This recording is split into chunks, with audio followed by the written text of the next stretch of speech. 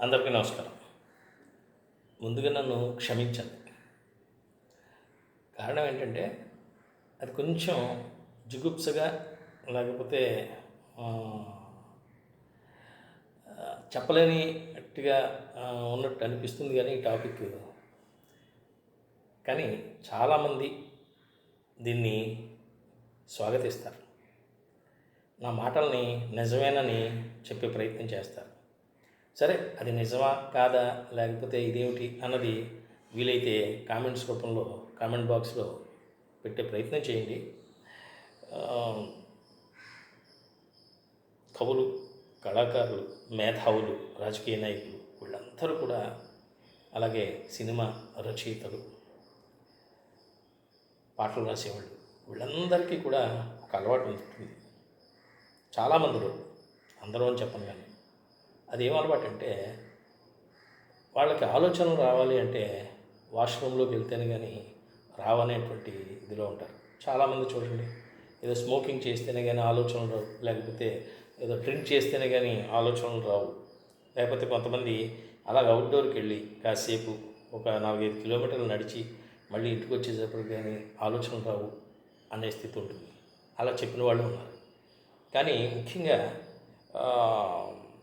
దర్శకులు, రచయితలు, కవులు, కళాకారులు ఇటువంటి వాళ్ళందరికీ కూడా ఆలోచన లేదా వాళ్ళ ప్రిపరేషను, ఆ సాయంత్రం ఏదో కార్యక్రమం ఉంది అంటే అటువంటి కార్యక్రమానికి, లేదా ఓ సినిమా తీయాలి అంటే ఆ రోజు షెడ్యూల్కి సంబంధించినటువంటి దానికి సంబంధించిన ఆలోచనలు, లేకపోతే ఒక గాయకుడు ఉన్నాడు అంటే ఆ పాటని ఎలా పాడితే బాగుంటుంది అనేటువంటి ఆలోచన, ఇవన్నీ కూడా వాష్రూమ్లోనే ఎక్కువగా వస్తూ ఉంటాయి.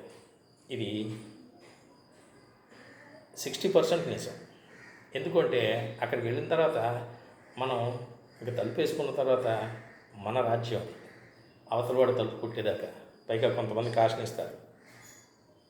మీ అందరిది అయిపోయాక, పని పూర్తయ్యాక అప్పుడు నేను వెళ్తాను, మీరు ముందు వెళ్ళొచ్చేయండి అని ఆయన ఆపుకుని తన అవసరాన్ని కూడా ఆ తర్వాత వెళ్ళి ఆ అవసరం తీరేటప్పుడు ఈ ఆలోచనలన్నీ వస్తూ ఉంటాయి. మధ్యలో ఎవడో తలుపు కొట్టేటప్పటికి డిస్టర్బెన్స్ క్రియేట్ అయ్యి ఆలోచనలు మొత్తం గాలిలోకి ఎగిరిపోతాయి. కళలో చూడండి, డ్రీమ్స్లో గొప్ప గొప్ప డ్రీమ్స్ వస్తూ ఉంటాయి. అసలు మనం ఊహించలేనంత గొప్ప గొప్ప కథలు వస్తూ ఉంటాయి, సన్నివేశాలు వస్తాయి. తీరా మెడకు వచ్చేసరికి అందులో సగం మర్చిపోతూ ఉంటాం. వచ్చింది వచ్చినట్టుగా యాజ్ టీజ్గా చెప్పలేని నిస్సహాయ స్థితిలో ఉంటాం. ఇక్కడ కూడా అంతే. అందుకని వాష్రూమ్కి వెళ్ళిన వాళ్ళు అక్కడ హ్యాపీగా వాళ్ళు వాళ్ళ కార్యక్రమాన్ని ఇచ్చుకుంటూ చేసుకుంటూ అట్ ది సేమ్ టైము ఆలోచనలు ఎప్పటికప్పుడుగా వస్తూ ఉంటాయి. అందుకే ఆ ఆలోచనలు వచ్చేటప్పటికి గబగబా వాళ్ళు పని కానిచ్చుకుని వెంటనే బయటకు వచ్చి ఆ టవల్తోటే వచ్చి కూర్చుని గబగబా రాసేటువంటి, పాడేటువంటి, లేకపోతే రికార్డ్ చేసుకునేటువంటి, లేదా ఫోన్ చేసి అవతల వాళ్ళకి ఈ ఆలోచన వచ్చిందండి అని చెప్పేటువంటి పరిస్థితులు చాలా చోట్ల వింటూ ఉంటాం. ముఖ్యంగా మనం జవహర్లాల్ నెహ్రూ గారు రోజుకి 17 గంటల పాటు పనిచేసేవారు ప్రధానమంత్రిగా ఉన్నప్పుడు అని అనుకునేవారు. అయితే ఆయన వాష్రూమ్కి వెళ్ళినప్పుడు దగ్గర దగ్గర న్యూస్ పేపర్లన్నీ కూడా లోపలికి పట్టుకెళ్ళిపోయేవారు, అక్కడ చదువుకునేవారు. అయితే మనలాగా వాష్రూమ్ అంటే ఏదో 2 అడుగులతో 1 అడుగుతో ఉండదుగా. ప్రధానమంత్రి హోదాలో ఉన్నటువంటి బిల్డింగ్లో వాష్రూమ్ ఎంత ఉంటుంది, చాలా విశాలంగా ఉంటుంది. అక్కడ ఆ కార్యక్రమాల కోసమే కాకుండా మామూలుగా కూడా కూర్చునేటువంటి ప్రయత్నాలు ఉంటాయి. కాబట్టి అక్కడ కూర్చుని శుభ్రంగా అన్ని పేపర్లో చదువుకుంటూ, ఆ పేపర్లో వచ్చినటువంటి విమర్శల్ని, సద్విమర్శలు అవ్వచ్చు, లేకపోతే ఆయన పొగిడేవవచ్చు, తెగిడేవవచ్చు, ఏదైనా సరే అవన్నీ కూడా అక్కడ చదువుకుని అప్పుడు తాపీగా బయటకు వచ్చేవారు. ఆ తర్వాత కార్యాచరణ ఆ రోజంతా ఏం చేయాలనే ఆలోచనలో ఉండేవారని ఎక్కడో పుస్తకాల్లో చదివితే వినటం జరిగింది, తెలుసుకోవటం జరిగింది. అలాగే ప్రముఖ దర్శకులు జంధ్యాల గారు ఈ విషయాన్ని మా గురువుగారు జిత్మోహన్ మిత్ర గారు చాలాసార్లు చెప్తూ ఉంటారు.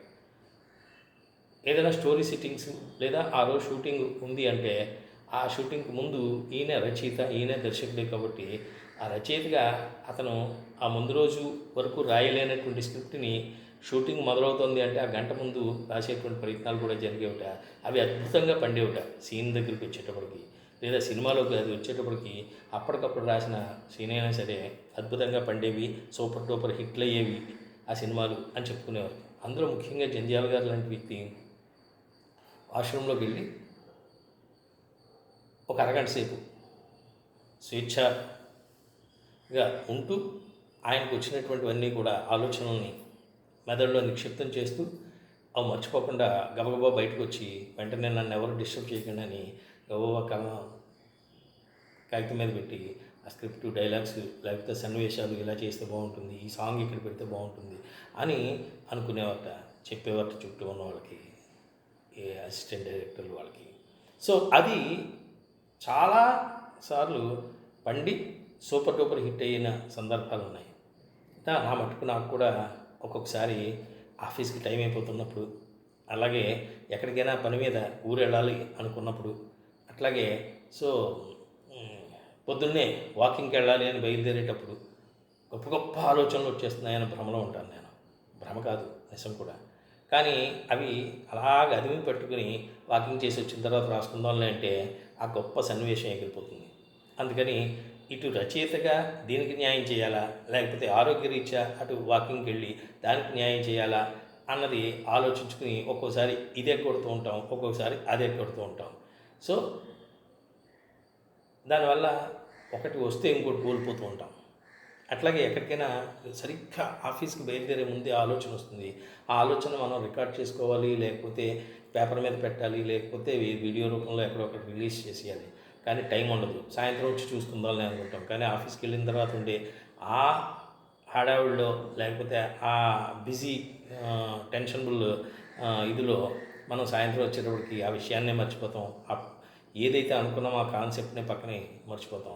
ఎప్పుడైనా సబ్కాన్షియస్లో ఎప్పుడో మళ్ళీ అది గుర్తు వచ్చినప్పుడు రాస్తే రాసినట్టు, లేకపోతే అది సమాధి అయిపోతుంది. ఎందుకు చెప్తున్నానంటే ఒక్కొక్కరికి ఒక్కొక్క వీక్నెస్ ఉంటుంది. అలాగా ఈ వాష్రూమ్ వీక్నెస్ చాలామందికి ఉంటుందని జనాలు చెప్పడం ద్వారా. ఇది ఎందుకంటే శ్రీపాద్ జిత్మోహన్ మిత్ర గారు జంధ్యాల గారికి బాగా సన్నిహితులు. సో దాంతో ఆయన లాంటి వ్యక్తి ఇలా చేసేవారయ్యా అని చెప్పినప్పుడు మాకు ఆశ్చర్యం వేసింది. ఓహో, అయితే మేము చేసేది కూడా తప్పు కాదనమాట అని. నేనే కాదు, చాలామంది ఇలాంటి వాళ్ళు వాష్రూమ్కి వెళ్ళేటప్పటికి వాళ్ళకి గొప్ప గొప్ప ఆలోచనలు వస్తూ ఉంటాయి. ఎందుకని అక్కడ ప్రశాంత వాతావరణం కనిపిస్తుంది. ఎటు చూసినా ఇక్కడ డిస్టర్బెన్స్లు అవి ఇవి ఉంటాయి, అక్కడ ఆ డిస్టర్బెన్స్లు ఉండవు. ఈరోజు మనం యూత్ని చూస్తున్నాం.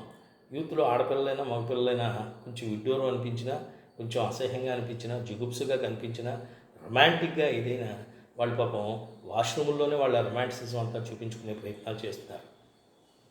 చాలా మట్టుకి అది నిజం కూడా. ఎందుకంటే వాళ్ళకి పాప బయట ఉండేటప్పటికి ఫాదర్ ఉంటారు, మదర్ ఉంటారు, బ్రదర్ ఉంటారు, సిస్టర్ ఉంటారు. వీళ్ళందరి దగ్గర ఎంత ఇయర్ ఫోన్స్ పెట్టుకున్నా మాట్లాడే ఇది ఉండకపోవచ్చు. అందుకని ఒక్కసారి వాష్రూమ్కి వెళ్ళిపోయి అక్కడ కనుక ఇయర్ ఫోన్స్ పెట్టుకుని ఫ్లష్ ఓపెన్ చేసేసి వీళ్ళు మామూలుగా వీళ్ళు మాట్లాడే చాట్ ఉంటే సో అదొక ఆనందమైన అనుభూతిని అనుభవిస్తున్నారు. ఈరోజు పార్కుల్లో లేకపోతే బయట బహిరంగ ప్రదేశాల్లో అక్కడక్కడ చూసినప్పుడు కొంచెం ఇబ్బంది, లేదా పోలీసులు వాళ్ళ వల్ల కొన్ని ఇబ్బందులు ఉంటాయని ఇటువంటి ప్రయత్నాలు కూడా జరుగుతున్నాయి. సరే, మంచి కోసం ఏది చేసినా తప్పులేదు, కానీ చెడు కోసం ఏది చేసినా కొంత తప్పే కదా. సో ముఖ్యంగా ఏంటంటే ఇక్కడ చెప్పొచ్చేది ఏంటంటే ఒక క్రియేటివ్ మైండ్ ఉన్న వాళ్ళకి సో ఒక్కొక్కరు నాకు అది ఇది లేదండి, వాళ్ళు ఏదో డబ్బులు ఇస్తారు అని కమర్షియల్ రైటర్స్ ఉంటారు. వాడిని నటి రోడ్డు మీద నుంచోబెట్టినా సరే పేపర్ పెన్ తీసుకుని గొప్ప రాసేస్తూ ఉంటాడు, లేకపోతే పేపర్ పెన్ తీసుకుని గొప్ప పాట రాసేస్తూ ఉంటాడు, లేకపోతే అక్కడికక్కడ ఒక సీన్ క్రియేట్ చేసేస్తూ ఉంటాడు, లేకపోతే అక్కడికక్కడే యాక్ట్ చేసేస్తూ ఉంటారు. వాళ్ళకి పలానా ప్లేస్ అయితేనే, నాకు ఊటీ కొడైకెనాల్ అయితేనే బాగుంటుంది, పలానా వాడిని ఆఫీస్కి వెళ్తేనే ఆఫీస్లోనే నాకు అవన్నీ ఆలోచనలు వస్తాయి. ఒక్కొక్కడు ఇంట్లో నేను కూర్చుంటేనే వస్తాయి, ఒక్కొక్కడు అర్ధరాత్రి తెల్లవారులు మెలకుగా ఉంటూ వస్తాయి. కొంతమంది రాత్రి గమ్మున పడుకుని తెల్లవారుగంట 3ంటికి లేచేటప్పటికి అప్పటి నుంచి ఆలోచనలు పుంఖాలుగా వస్తాయి అని ఇలాగ అనేటువంటి వ్యక్తులు లేరా? ఉన్నారు కదా, మనలోనే చాలామంది ఉన్నారు. అందుకే అది చెప్పడానికి ఇబ్బంది పడుతూ ఉంటారు. కానీ నాలాంటి వాడు సరదాగా చెప్పడానికి ఇష్టపడుతూ ఉంటారు. అందుకే ముందుగా నన్ను క్షమించాలి అని ఎందుకన్నానంటే, ఇటువంటి విషయాలను కూడా ఎందుకండి సూర్యబాబు గారు చెప్పడం, ఏ పని పాట లేదా అని అనుకునేవాళ్ళు కొంతమంది ఉంటారు. పని పాట అనే దాంట్లోనే ఉందిగా, పని పాట రెండు ఉన్నాయిగా. అందుకని వాటిని దృష్టిలో పెట్టుకుని సరదాగా చెప్తున్నాను. అందుకని ఆలోచనలు వచ్చినప్పుడు వాటిని దాచడానికి ఎక్కువగా ప్రయత్నించకండి.